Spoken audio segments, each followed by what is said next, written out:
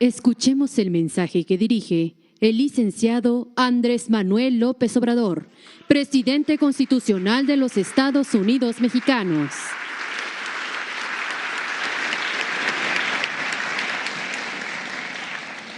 Ciudadano gobernador Mauricio Curi González, representantes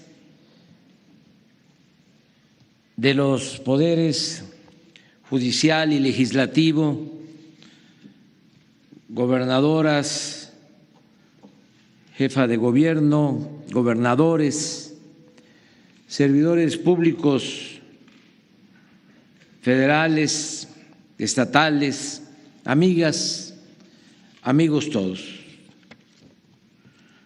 La Constitución de 1917 se inspira, como sabemos, en los principios de libertad de conciencia y manifestación de ideas, democracia, legalidad, división de poderes, Estado laico, protección a la dignidad e integridad de las personas que hoy conocemos como derechos humanos, y en otros postulados enarbolados desde 1814 en Apatzingán y en las constituciones federales de 1824 y 1857. Sin embargo, lo verdaderamente original de la Constitución del 17 dimana de los anhelos de libertad, justicia y soberanía del pueblo que luchó en la Revolución de 1910 contra la dictadura porfirista. Así, en su espíritu original, la Constitución de 1917 da fundamento a una profunda transformación. Establece el derecho a la educación gratuita, la igualdad, la democracia, la defensa de los trabajadores del campo y la ciudad, el derecho de los campesinos a la tierra, el dominio directo de la nación sobre el subsuelo y el predominio del interés público. Los 200 constituyentes que durante 70 días intensos y apasionantes redactaron nuestra actual Carta Magna aquí, en este Teatro de la República, en Querétaro, actuaron con estricto apego al sentir de los revolucionarios que todavía, levantados en armas, exigían el cumplimiento de sus demandas. Si de algo sirvió la división entre los revolucionarios, tal vez fue que la oposición de Francisco Villa y Emiliano Zapata obligó al moderado bando carrancista a tomar decisiones más radicales, de mayor profundidad.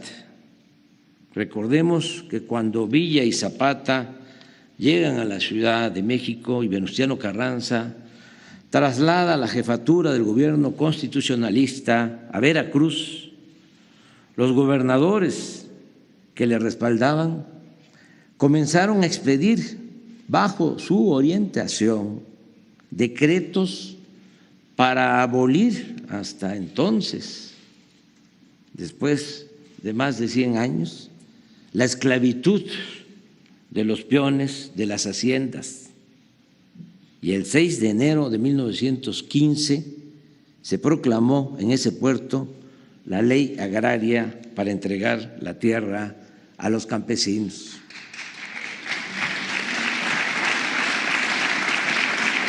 De modo que cuando este hombre de Estado, Venustiano Carranza, convocó a los revolucionarios a elaborar una nueva Constitución, ya había antecedentes para legislar en beneficio del pueblo. Una vez aprobados los 136 artículos y promulgada la Constitución, un día como hoy, 5 de febrero de 1917, este documento no solo se convirtió en la ley suprema del país, sino que llegó a ser por mucho tiempo el programa de acción más popular, nacionalista y progresista de nuestra historia. Aunque durante la elaboración de la Constitución los debates fueron prolongados y a veces fuertes, no hubo entre los diputados, en lo esencial, diferencias de fondo. Nadie, por ejemplo, se opuso a la forma en que fueron redactados los artículos 27 y 123, que resultaban fundamentales para tratar la cuestión agraria y laboral. Es más, estos artículos se aprobaron por unanimidad. Desde luego, la promulgación de la nueva Constitución causó molestias y oposición de los políticos e ideólogos del antiguo régimen, incluidos grandes latifundistas y sobre todo dueños y representantes en el país de las compañías petroleras, porque en este texto jurídico fundacional del nuevo Estado se estableció el dominio directo de la nación sobre los recursos naturales del subsuelo en nuestro territorio. Pero amparados por la Constitución de 1917, México y su pueblo resistieron el embate del conservadurismo y la presión extranjera y se pudo avanzar aplicando uno de los planes sociales más importantes del mundo, incluso antes de las políticas populares de la Revolución Rusa y del establecimiento del estado de bienestar en los países europeos. Es decir, la revolución no se había olvidado, seguía siendo enseñanza y continuaba como guía y orientación en el quehacer social. Solo la demanda de democracia había quedado como asignatura pendiente. Pero insisto, en el terreno de la justicia, el contraste con la opresión y el clasismo porfirista era verdaderamente notable. Todavía en 1970, don Jesús Silva Gerso sostenía, lo cito textualmente: los reaccionarios, ignorantes y obstinados, siguen pensando que aquel tiempo en que gobernó al país el general Díaz fue de lo mejor de México en toda su historia. Hay insensatos, parece mentira, que niegan el desarrollo de la nación alcanzado en los últimos lustros, mas para un hombre progresista de nuestros días, a la distancia de ya muy cerca de 60 años, el balance del porfirismo arroja números rojos. Si no hubiera sido así, no habría estallado la revolución. Termina la cita. Sin embargo, con el paso del tiempo y de manera especial, durante el periodo neoliberal de 1983 a 2018, los retrocesos en materia de defensa de la soberanía y del bienestar de nuestro pueblo se fueron haciendo cada vez más evidentes hasta llegar a casi resucitar la política económica y social porfirista. Por eso decimos que neoliberalismo en México es neoporfirismo. Es indudable que esta regresión tuvo como acicate el predominio por más de 3 décadas del imperio de la corrupción. En consecuencia, este afán de lucro desmedido condujo a modificar los principios y las normas de la Carta Magna, hasta casi despojarla de su letra y espíritu original, y los dogmas neoliberales y los intereses oligárquicos fueron introducidos en el texto constitucional a fin de prevenir y obstaculizar cualquier transformación en sentido nacional, democrático y popular. En los 36 años de política neoliberal se aprobaron reformas completamente antipopulares, entreguistas y contrarias al interés público. Por ejemplo, se modificaron artículos esenciales para legalizar la venta de empresas públicas, bancos, tierras ejidales, minas. Se otorgaron concesiones y contratos en materia de petróleo, electricidad, telecomunicaciones. Se privatizaron los ferrocarriles, los puertos, los aeropuertos y hasta las cárceles. Se limitó la gratuidad de la educación pública. Se aumentaron impuestos para la mayoría de los consumidores, mientras se condonaban pagos a grandes contribuyentes. Se aprobaron leyes para convertir deudas privadas en deuda pública. Se entregó a particulares el manejo de las pensiones de los trabajadores y hasta las guarderías del Seguro Social.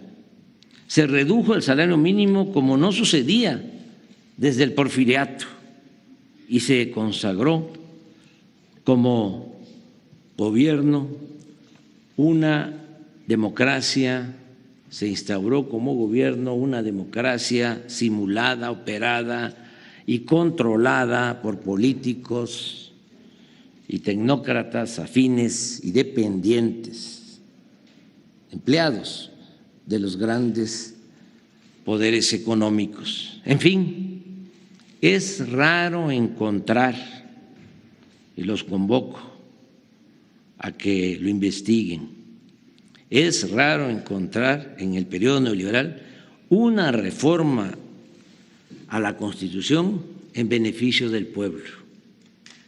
Todo,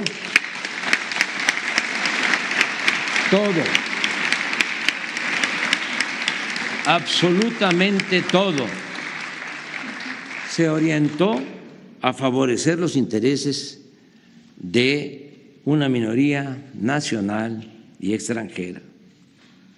Por eso, frente a este vergonzoso retroceso, podemos con orgullo y con la frente en alto sostener que millones de mexicanos hemos logrado la aprobación de algunas reformas en el Congreso con el distintivo de la honestidad y el humanismo.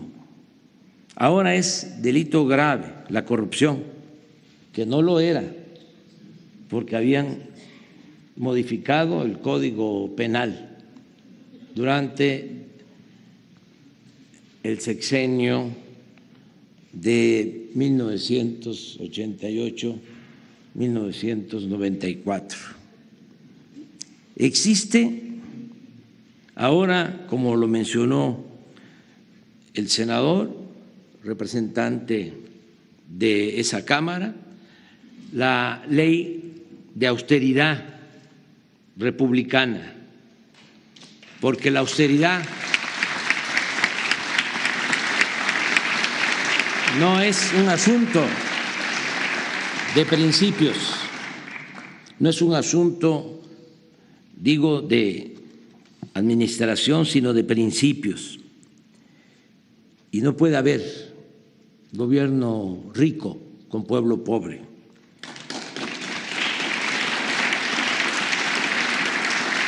Se aprobó, y le agradezco mucho a los legisladores, la ley de extinción de dominio para recuperar y devolver al pueblo lo robado. Se logró la reforma al artículo 28 de la Constitución para prohibir la devolución de impuestos. Esto nos ha significado ingresos para la hacienda pública del orden de 200,000 millones de pesos al año.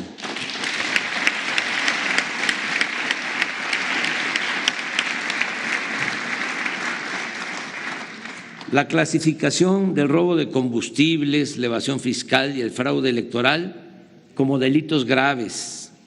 La eliminación del fuero al presidente para que pueda ser juzgado en funciones como cualquier otro ciudadano y por cualquier delito.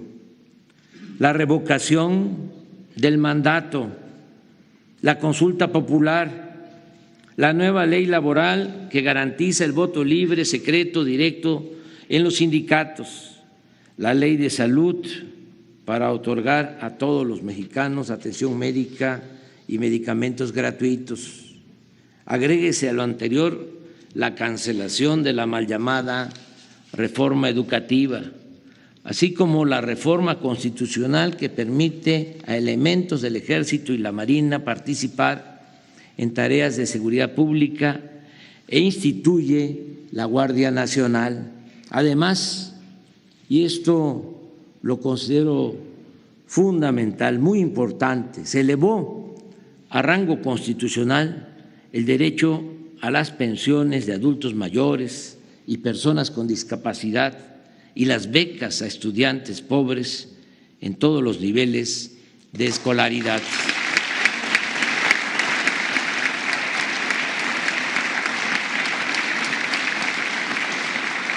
Permítanme leerles el texto del artículo 4 transitorio de la Constitución que trata sobre este importante asunto. Dice así: el monto de los recursos asignados en el presupuesto de egresos de la Federación y en el presupuesto de las entidades federativas del ejercicio fiscal que corresponda para los programas de atención médica y medicamentos gratuitos, de apoyo económico para personas que tengan discapacidad permanente, de pensiones para personas adultas mayores y de becas para estudiantes que se encuentren en condiciones de pobreza, no podrá ser disminuido en términos reales respecto del que se haya asignado en el ejercicio fiscal inmediato anterior. Esto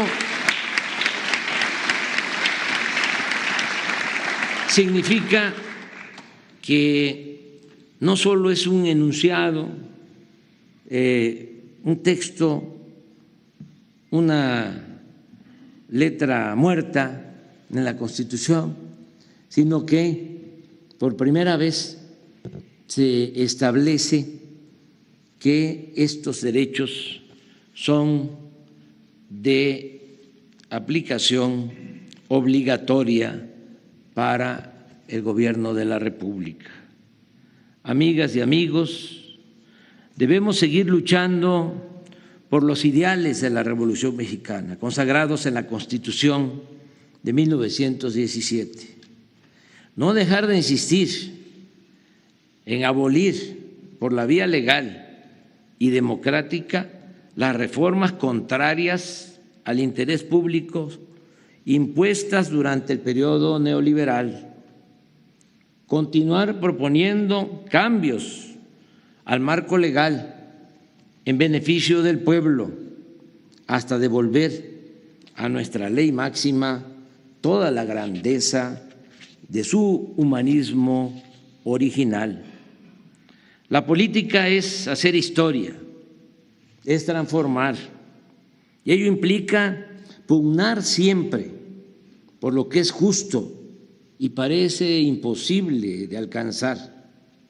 Si no se lucha en forma sostenida por convertir los sueños en realidad, no hay práctica política que valga la pena. ni transformación posible, ni diferencia sustancial entre la vida y la nada. La Constitución de 1917 no ha muerto, vive en la transformación del México libre, justo, igualitario, democrático y fraterno de nuestros días. Viva la Constitución de 1917. Viva Querétaro. Viva la República. Viva México. Viva México. Viva México.